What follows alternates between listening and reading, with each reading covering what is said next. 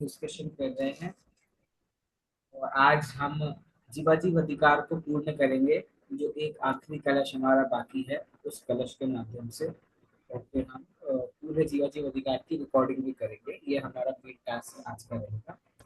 और उसके बाद फिर हम चालू करेंगे कर्ता कर्म अधिकार, जो कि सबसे बड़ा अधिकार भी कहा गया है और सबसे बड़ी भूल जीव जो करता है, जो देखी जाती है कि स्वयं को कैसा मानता है कि मैं करने वाला हूँ। वो कर्ता पति की बात को कैसे हटाते हैं अमृतचंद्र आचार्य, वो हम देखेंगे। प्रोसेस आप देखिए एक के बाद एक। पहले पूर्व रंग में उन्होंने भूमिका बनाई, जिस भूमिका में इन्होंने हमको इतना पहचान करवाई कि भाई मैं स्वयं आत्मा हूँ। भेद विज्ञान के माध्यम से, नयों के माध्यम से, अलग अलग तरकीबों के माध्यम से, फिर आए सबसे मेन चीज पे। वो क्या है कि तभी अपना कल्याण हो सकता है जब जीव और अजीव में हम क्या कर सके, अंतर जान सके, भेद जान सके। तो उसके लिए जीवाजीव अधिकार आया। जब जीवाजीव की के बीच का अंतर यह जीव समझ जाएगा, तो अगली बात क्या करना है। तो अगली बात ये करना है कि भैया अब मैं किसी का करता नहीं हूं, ये बात मुझे समझनी है। तो उस तक हम चलेंगे, लेकिन उसके पहले आज हम इस अधिकार को पूरा करेंगे, जीवाजीव अधिकार को। इसका जो आखिरी कलश हमारा बाकी है इस अधिकार का, 45 नंबर का। If I am not wrong 44 हमने लास्ट क्लास में कर लिया था, राइट? है ना, 44 लास्ट क्लास में हो गया था ना। ओके, ठीक है। 45 नंबर का कलश आपके और मेरे सामने है। मंदा क्रांता छंद है, बहुत अच्छी लय है मंदा क्रांता की भी। और किसी जगह पर अगर मंदा क्रांता छंद ज्यादा देखा जाता है तो वो छंदसार कलश में है। बाकी जगहों पर इसका इतना यूज नहीं है। उपजाति छंद आपको दिखेगा, अनुष्टुप दिखेगा, आर्य दिखेगा, शार्दूल विकृत भी कई जगह आपको दिखेगा।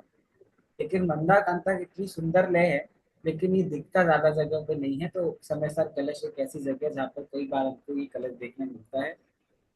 चलिए पढ़ते हैं 45 नंबर का कलश और देखते हैं क्या बात इसमें आई है। Sir most of the time जब चैप्टर फिनिश होने आता है ना, तब अमृत चंद्राचार्य ये यूज करते हैं हाँ, मंदा कुंता। एंड लेकिन लास्ट लास्ट इनका यही कलश का राग है। हर मतलब लास्ट टाइम भी शायद ऐसा ही था। पूर्व रंग में भी शायद आखिरी हमने जो देखा था मंदा क्रांता ही था। नहीं, थ्रू आउट सर पूरे चैप्टर्स में लास्ट ये मंदा। हाँ जैसे मेरे को ऐसे फील होता है कि वो अपना मंद आकलन कर रहे हैं कि मंद हाँ मन से कि भाई अभी तो समझ जाओ। हाँ। ऐसे लास्ट में वो हर कलर्स लास्ट में ये कहता है कि चैतन्य शक्ति प्रकट हो गई, अब प्रकट हो जाए। मतलब समअप करता है आखिरी नोटिस कलश। किया है, ऐसा मैंने नोटिस किया है हाँ, कि और देखो ये टीकाकार है ना, तो टीकाकार का तो काम ही ये है कि व्यवस्थित तरीके से कुछ भी लेखन करना ग्रंथों में।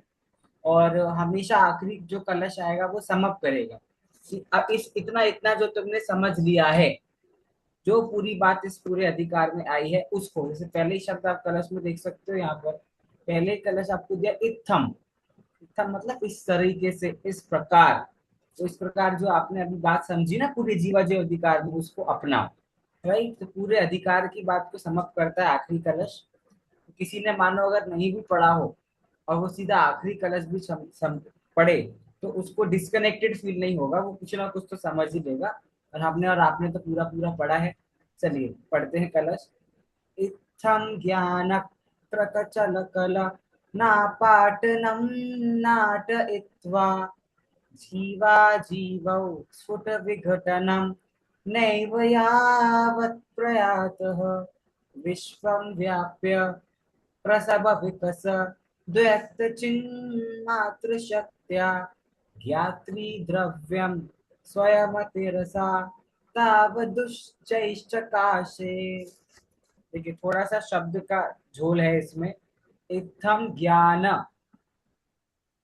क्रक, इत्थम ज्ञान क्रक चकल, इत्थम ज्ञान क्रक चकलन, क्रक चकलना, पूरा ले लो। इत्थम ज्ञान क्रक चकलना पाटनम नाटयित्वा जीवा जीवौ।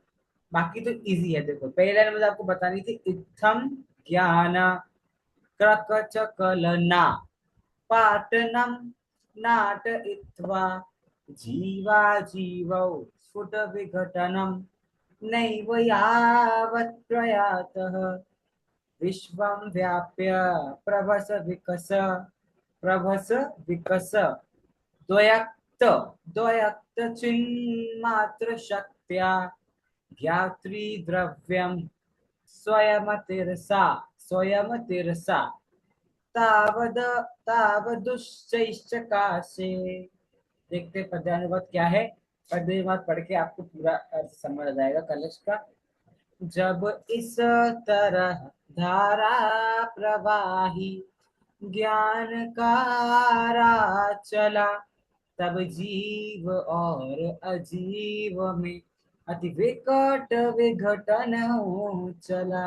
अब जब तलक हो भिन्न जीव अजीव उसके पूर्व ही यह ज्ञान का घन पिंड निज गायक प्रकाशित हो उठा।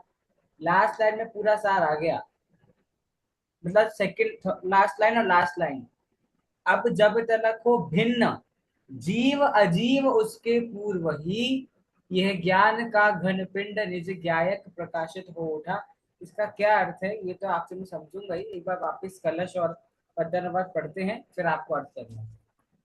इत्थं ज्ञान क्रकचकलना पाटनं नाटयित्वा जीवा जीवौ स्फुटविघटनं नैव यावत् प्रयातः विश्वं व्याप्य प्रसभविकस द्वैतचिन्मात्रशक्त्या ज्ञात्री द्रव्यं स्वयमतिरसा तावदुश्चैश्चकासे। जब इस तरह धारा प्रवाही ज्ञान का राह चला तब जीव और अजीव में अति विकट विघटन हो चला। अब जब तलक हो भिन्न जीव अजीव उसके पूर्व ही यह ज्ञान का घन पिंड निज गायक प्रकाशित हो उठा। बताइए कौन अर्थ कर रहा है।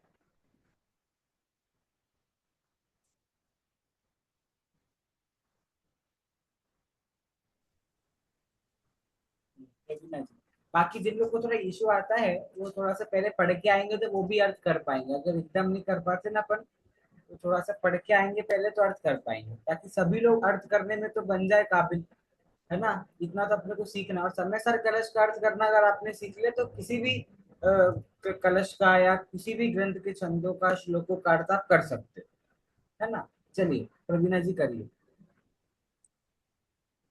तो इसका अर्थ तो मैं करती हूँ, पर ये छंद पसंद मुझे इसलिए आया कि वो एकदम चैतन्य शक्ति कैसे प्रकट हो गई, इसका इतना भाव इसमें अच्छी तरह से रखा है कि और जैसे केवल खिल जाता है तो कैसे पूरे विश्व व्यापी अपनी चैतन्य शक्ति चली जाती है। तो ये भाव इसमें पूरी तरह से इन्होंने भरा है कि जीव अजीव का जो विघटन जब हो जाएगा तो चैतन्य शक्ति ऐसी खिल जाएगी कि वो विश्वव्यापी हो जाएगी। तो अभी मैं इसका अर्थ कर रही हूँ। इत्थम, तो उस प्रकार जैसे पहले 44वें कलश में इन्होंने बताया कि पुद्गल हमें नचा रहा है, तो उस नृत्य को हम कैसे बंद करें, कैसे हम उस पे आरी चलाएं कि जो हम उसके पुद्गल से नचाने से न चले। तो बोले कि इत्थम ज्ञान क्रकच, तो जो करवत होती है, जैसे सुतार अपनी करवत चलाता है, इस तरह से ज्ञान की करवत से ज्ञान क्रकच कलना पाटनम नाटयित्वा। तो वो मतलब मैं ऐसा समझती हूँ, ये जो शब्द है मुझे मुझे पता नहीं है। क्रकच कल ना पाटनम मतलब वो बारी बारी, जैसे वो धारा प्रवाही यहाँ शब्द लिखा है कि बारी बारी ज्ञान के प्रवाह से उस नृत्य को बंद करें, और जीव और अजीव का जो विघटन है, जो जीवा जीव स्फुट विघटनम, मतलब उसका जो विघटनम स्फुटित होगा। फिर मैं ये नैव शब्द को मैं समझ रही थी कि न यहाँ क्यों यूज किया है, और तैव होना चाहिए शायद। पर जब भी मैंने सोचा इसके बारे में, तो मैंने इस तरह से सोचा कि जब तक नहीं हुआ और जब हो गया एकदम, तो ऐसे नैव हम इसलिए यूज किया है कि जब तक ना हुआ और जब हो गया, यावत प्रभा स्फुटन, एकदम वो चैतन्य शक्ति स्फुटित हो गई। तो वो नीचे की लाइन में वह है चिन्ह मात्र शक्तिया चैतन्य शक्ति। तो प्रसव विकस द्वय, तो वो मतलब पूरे जोश से वो प्रसव विकसत ऐसे पूरे जोश से वो चैतन्य शक्ति प्रकट हो गई, एकदम स्फुटित हो गई, और विश्व में उसका विश्व में व्याप्ति हो गई, ऐसे मैं समझती हूँ। ज्ञातृ द्रव्यम स्वयमति रसात। तो वो कहते हैं कि ज्ञाता द्रव्य है वो, जो खुद का ज्ञाता द्रव्य है, वो एकदम स्वयं ही अपने आप को प्रस्फुटित कर रहा है। जैसे स्वयं अति रस, उसका उतना अति वेग आया कि वो उच्च ही इतना इतना ऊंचा आत्मा चला गया। जब वो विघटन हो गया, अब तक तो हम यहीं पे है, अनादि से संसार में चलते ही रहे। समय सार का ये जब चैप्टर पढ़ा, इतना ज्ञान आया कि इतने भावों से अपन दूर हैं। तो वो जीव और अजीव का जो हमने विघटन किया ज्ञाता ज्ञान की करवत से, तो आत्मा एकदम अपनी ही चैतन्य शक्ति इतनी प्रस्फुटित हो गई कि अति वेग से हम विश्व व्यापी उच्च स्तर पे आ गए। ऐसा मैं ये कलश में समझी हूँ। और अच्छा समझे हैं, और खुद का थोड़ा बहुत अगर अपन जैसे जैसे आपने पुराने कलशों से यहाँ पर जोड़ करके अर्थ निकाला, तो ऐसे ही अर्थ है। क्योंकि मैंने आपको बताया शायद पहले भी कि समय सार क्या है, एक दो प्रकार के काव्य होते हैं। आपके अगर दिमाग से बात निकल गई हो तो वापस बता दूं। काव्य मतलब जो ग्रंथों की रचना होती है जिनमें श्लोक होते हैं, छंद होते हैं। तो ऐसे ग्रंथों को दो प्रकार में बांटा गया है। एक होते हैं मुक्तक काव्य और एक होते हैं प्रबंध काव्य। ठीक है। मुक्तक काव्य वे काव्य कहलाते हैं जहां पर हर एक छंद का अपना इंडिविजुअल अर्थ है। मतलब पहले नंबर के छंद का जो अर्थ है वो दूसरे नंबर के छंद से कोई भी मेल नहीं खाता। They are completely different. आपस में कोई कनेक्शन नहीं है, हर छंद अपने आप में एक इंडिविजुअल अर्थ को रखता है। वो मुक्तक काव्य कहलाते हैं। लेकिन समय सार क्या है, प्रबंध काव्य है। प्रबंध काव्य का मतलब क्या है, हर छंद इसका इसके पिछले छंद से और आगे आने वाले छंद से जुड़ा हुआ है, उसके रेफरेंस में लिखा हुआ है, उससे मेल खाता है। तो प्रबंध काव्य समय सार है। इसका मतलब ऐसा ग्रंथ जो मेल खा रहा है, आपस में एक दूसरे से कनेक्टेड है। इंडिविजुअल नहीं है हर छंद अपने पिछले छंद से, आगे आने वाले छंदों से, दूसरे छंदों से कनेक्टेड है। तो ऐसा ग्रंथ को हम प्रबंध काव्य कहते हैं। इसलिए जो आपने 44 नंबर के कलश से अर्थ निकाला ना 45 नंबर का, ये सही तरीका है। क्योंकि आएगा ही कुछ ना कुछ कनेक्शन। और नाट इतवा तो पूरा का पूरा शब्द ही सेम है, पिछले कलश में भी शब्द का प्रयोग किया था। दूसरी बात, जो इसमें नैव शब्द का आप कह रहे थे अभी प्रवीणा जी, नैव शब्द इस कलश का सबसे इंपॉर्टेंट शब्द है। कैसे, वो मैं आपको अभी अर्थ करते वक्त बताता हूँ। ठीक है, सबसे इंपॉर्टेंट शब्द है नैव। शुरू करते हैं। अर्थ क्या होगा, इत्थम। इत्थम क्योंकि पूरा अधिकार पूर्ण हो गया है ना। जीवा जब अधिकार पूरा हो गया तो इत्थम मतलब इस प्रकार। जो भी बातें आपने अभी तक सीखी है, पूर्व रंग में हो या जीवा जब अधिकार में हो, तो आपने ज्ञान की बातें सीखी। तो ज्ञानक्र कचक, इसका मतलब होता है ज्ञान रूपी चक्र। या जो पद्यानुवाद में शब्द प्रयोग करा है ना, धारा प्रवाही। तो ज्ञान कक्र चक्ल, चक्ल मतलब जो पूरा ज्ञान का चक्र है, जो धारा प्रवाही ज्ञान है उसका क्या चला है, आपाटनम। आपाटनम मतलब होता है आरी। आरा आपको पता है, आरी। जो आरी से हम फर्नीचर को कट करने के लिए जिस इंस्ट्रूमेंट का यूज करते हैं, जो बहुत नुकीला होता है, बहुत धार वाला होता है, ऐसे इंस्ट्रूमेंट को हम आरी कहते हैं। तो आपाटनम नाटेत्वा, नाटेत्वा मतलब एक प्रकार से आरी को चलाना। तो कह रहे हैं कि आपने इतना सारा ज्ञान सीखा और उस ज्ञान से आपने क्या जाना कि भैया जीव और अजीव अलग अलग होते हैं। इतनी बात तो आपने समझी, है ना। जीवाजीव अधिकार में इतनी बात तो आपने हमने समझी कि भाई जीव अजीव अलग होते हैं। तो अमरचंद आचार्य आपको ऐसा इमेजिन करा रहे हैं कि भैया ऐसा इमेजिन करो कि आपने अपने ज्ञान रूपी आरी से ले क्या करा, ज्ञान रूपी आरी से आप जैसे आरी से एक लकड़ी के टुकड़ों को दो अलग अलग हिस्सों में बांटा जाता है, वैसे आपने ज्ञान रूपी आरी से मानो जीव अजीव को अलग अलग आप कर रहे हो। लेकिन ट्विस्ट क्या है, अगली पंक्ति में ट्विस्ट है, जीवा जीव स्फुट विघटनम नैव, कि जीव और अजीव का स्फुट विघटनम, स्फुट विघटनम मतलब उनका अलग अलग जो होना है, वो स्फुट विघटनम नैव, अलग अलग अभी हुआ नहीं है। नैव, अभी आपका जीव और अजीव को अलग अलग भिन्न भिन्न जानने की मान्यता हुई नहीं है। लेकिन यावत प्रयातः, तो भी, यावत मतलब तब भी, प्रयातः तो भी आपका क्या है, ज्ञान का घनपिंड जाग गया है। मतलब अमृतचंद आचार्य बोल रहे हैं कि आपको अपने ज्ञान को उजागर करने के लिए उस दिन का इंतजार नहीं करना जिस दिन आपका जीव अजीव अलग अलग होगा। आपने इतना सीख लिया ना कि भैया अजीब मेरा मैं नहीं हूं, शरीर मैं नहीं हूं, 29 प्रकार के भाव मैं नहीं हूं। अभी आपने इतना सीखा ही है, अभी आपका शरीर आपसे भिन्न हो गया क्या, अभी 29 प्रकार के भावों से आप भिन्न हो गए क्या। हम अलग हुए नहीं हैं, लेकिन वो अलग होने के पहले ही हमें ये ज्ञान हो गया है कि ये मेरे नहीं है। तो अमृतचंद आचार्य आपको बोल रहे हैं कि भैया आपको वेट करने की जरूरत नहीं है कि जब आपका जीव अजीव अलग अलग होगा तब जाके आपका ज्ञान प्रकाशित होगा, ऐसा नहीं है। सुट विघटनम नहीं, वो जब आपका जीव अजीव अभी अलग नहीं हुआ है तो भी इतना कुछ आपने अभी तक सीख लिया है कि यावत प्रयात, अभी ही आपका क्या है, ज्ञान प्रकट हो गया है बिना जीव अजीव के अलग अलग हुए। और विश्वम व्याप्य प्रभस विकस द्वैत, और संपूर्ण विश्व में आपका वो क्या है, ज्ञान व्याप्त हो गया है। कैसे हो गया है, क्योंकि प्रभस विकस द्वैत, प्रभस विकस मतलब इनको है अलग अलग करना, किस प्रकट रूप से अलग अलग करना, किसको, द्वैत, द्वय, किन दो चीजों की बात कर रहे हैं हम बार बार, जीव और अजीब। तो आपका जो ज्ञान है वो आपका ज्ञान संपूर्ण विश्व में व्याप्त हो गया है जीव अजीव के अलग होने से। और चिन्मात्र शक्तया, ये तो आपका फेवरेट है ही, चिन्मात्र शक्ति हम पढ़ चुके हैं पहले भी। जीव का लक्षण क्या है, चैतन्य। तो चिन्मात्र शक्ति हमारी प्रकट हो गई है, और वो कैसे प्रकट हुई है, ज्ञात्री द्रव्यम स्वयं, वो जो मेरा ज्ञान रूपी द्रव्य हूं ना मैं ज्ञान हूं कि नहीं हूं, मैं ही ज्ञान हूं। तो मेरा जो ज्ञान प्रकट हुआ है वो स्वयं, स्वयं से प्रकट हुआ है।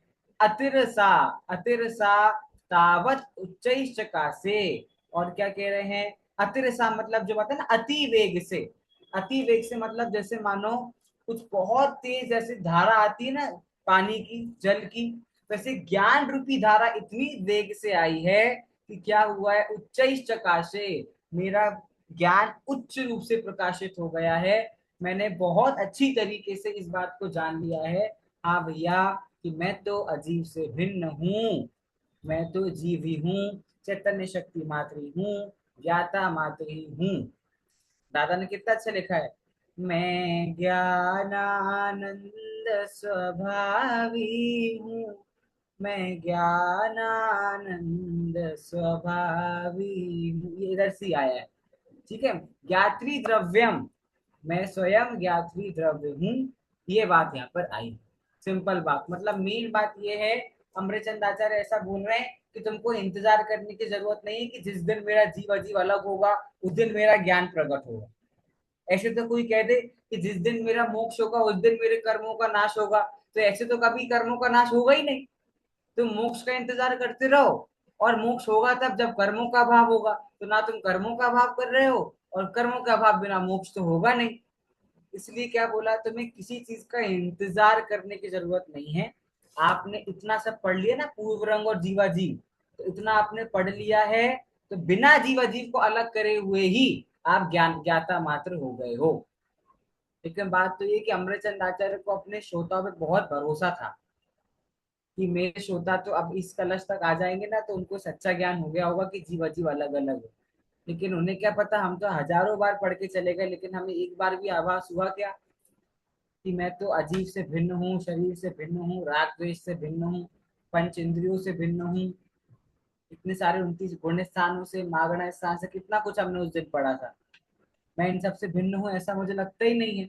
अमृतचंद आचार्य को हमको भरोसा था। तो ऐसी बात 45 नंबर का कलश यहाँ कह रहा है। हाँ ज्योतिका जी, हिंदी अर्थ पढ़ दीजिए इस प्रकार। इस प्रकार ज्ञान रूपी आर आ, करवत के निरंतर चलाए जाने पर जब तक जीव और अजीव दोनों ही प्रकट रूप से अलग अलग नहीं हो पाए कि ये नायक नायक भाव रूप भगवान आत्मा अत्यंत विकसित अपनी चैतन्य शक्ति से विश्वव्यापी होता हुआ अति वेग चला गया, अति वेग से अपने आप ही प्रकाशित हो उठा।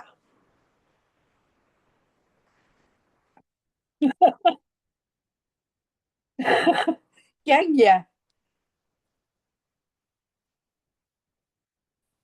सर, क्या भैया गया? नहीं मैं इधर ही हूँ, आ गया हूँ, आ गया वापस। ओके। ये पूरा रीड कर दिया अर्थ हाँ जो हाँ हाँ। ठीक है। एक बार उसके नीचे भी कुछ शायद, क्योंकि अधिकार पूरा हो रहा है तो क्या। इस प्रकार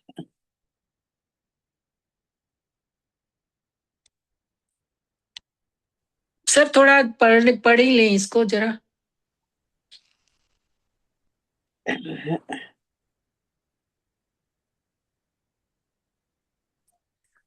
सर क्या कोया गया पाछा? पाछू वांची लेजो। आखू हाँ। ये जो हमने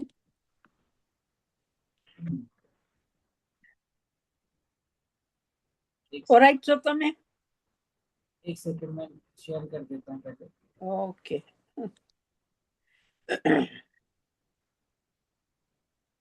ये लास्ट पैराग्राफ पढ़ना है यहाँ से। इस प्रकार जीवाजीव अधिकार का, इस इस प्रकार जीव सर में ऊपर से भी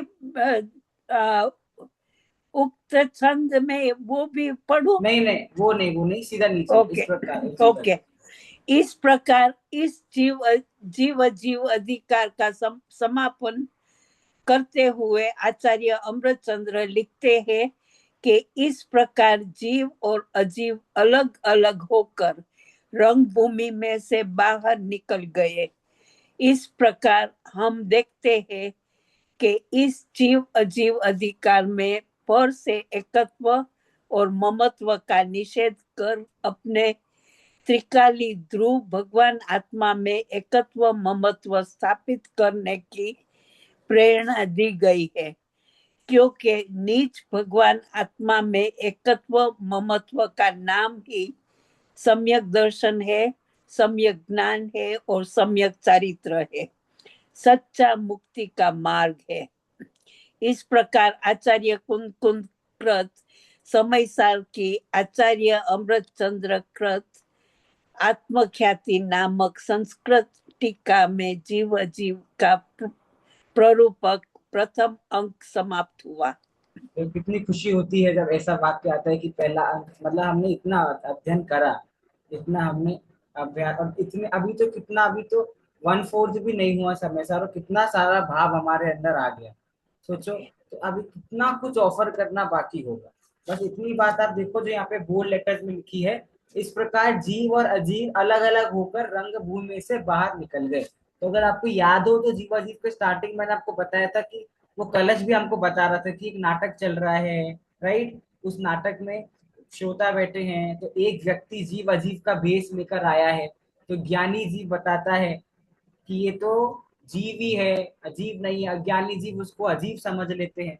तो अब सारा, अब तो सब, अब जितने श्रोता थे ना, वो सारे के सारे श्रोता अब ज्ञानी हो गए हैं इतना पढ़ने के बाद। और वो सब समझ गए कि भैया ये जो सामने आके ढोंग कर रहा है, वास्तव में ये है तो जीव ही, ये तो अजीब होने का क्या कर रहा है, ढोंग कर रहा है। और इसलिए जीव और अजीब अपने से क्या है, चला गया है रंगभूमि से बाहर। और अब रंगभूमि में किसकी एंट्री होगी, कर्ता कर्म की एंट्री होगी।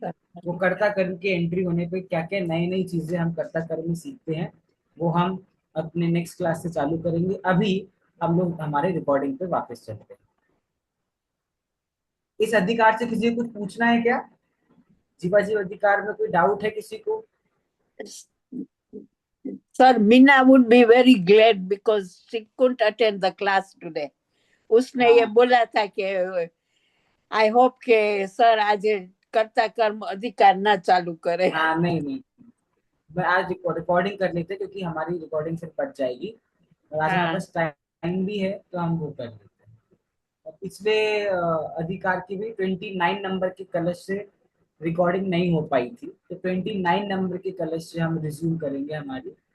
सर आपने प्रश्न पूछे कि प्रश्न है तो, मगर हमने ना रिवीजन नहीं किया। पूरा एक बार हाँ कलश का रिवीजन कर ले, फिर अगर हाँ प्रश्न होंगे तो हम अगली बार बिल्कुल। पूछेंगे। और मैं भी, अभी हम कलश पढ़ ही रहे हैं, तो अगर आपको पढ़ते पढ़ते कुछ ख्याल में आए तो वो भी आप पूछ सकते हो बाद में। चलिए, 30 नंबर के, 29 नंबर का कलश भी नहीं हुआ था, 29 नंबर का कलश ही करना है। चलिए।